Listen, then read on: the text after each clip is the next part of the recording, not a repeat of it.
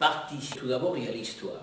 L'histoire, c'est que le Conseil de l'Europe a commencé et a orienté, si vous voulez, le travail de cet parlementarisme international qui n'existait à peine. Il y avait l'Union interparlementaire mondiale, il y avait aussi l'Assemblée de la Commonwealth, mais c'est le Conseil de l'Europe qui devient tout d'abord déjà dans les années, début des années 50, le grand modèle.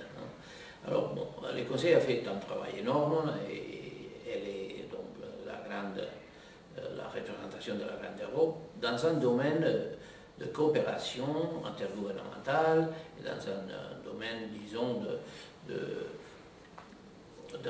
d'une institution qui va continuer à défendre ses valeurs et la démocratie. Mais ce n'est pas la même chose que l'Union européenne, que c'est l'intégration, c'est la création d'un macro-État, si vous voulez, européen. Et là, il y a, à partir d'un certain moment, on va célébrer la première réunion de ce qu'on appelle le Parlement européen. Certainement, il y a 50 ans, certainement dans ces moments-là, ce n'était pas le Parlement européen qui est aujourd'hui. Ils ont passé encore une quinzaine ou une vingtaine d'années à avoir le premier Parlement élu.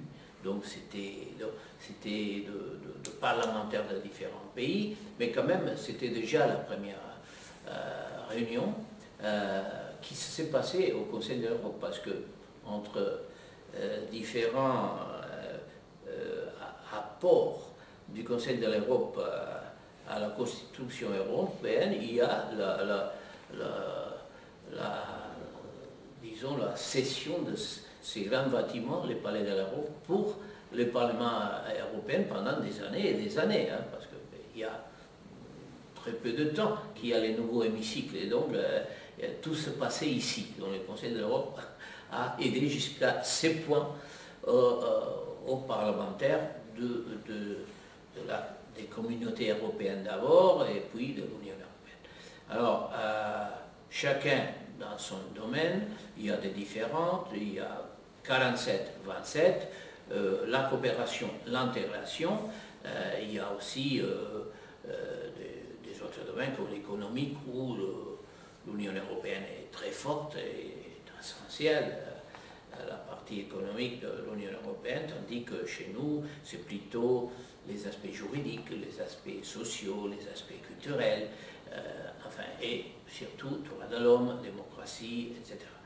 Alors, bon, jusqu'à présent, on peut dire qu'il n'y a pas eu ni de concurrence, ni de grands différends entre les uns et les autres, même si parfois, avec les parlements européens, très souvent, on traite le même sujet. Mais il faut savoir que quand on adopte une résolution ici, c'est pour 47 États, tandis que quand on prend la décision au Parlement européen, c'est pour les 27. C'est vrai que le Parlement européen légifère, que le Parlement européen a plus de capacité d'imposer ses décisions, mais quand même sur 27 pays, et pas plus de là. Donc chacun dans son poste, je crois qu'on peut se complémenter. J'ai reçu l'invitation de participer au 50e anniversaire. Je me suis réuni hier avec M. Pottering. Il y a une très bonne disposition de tous travailler ensemble lorsque ça serait possible et demandé.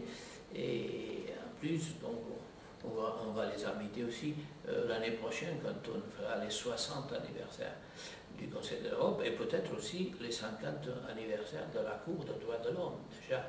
Donc ça sera aussi l'année prochaine.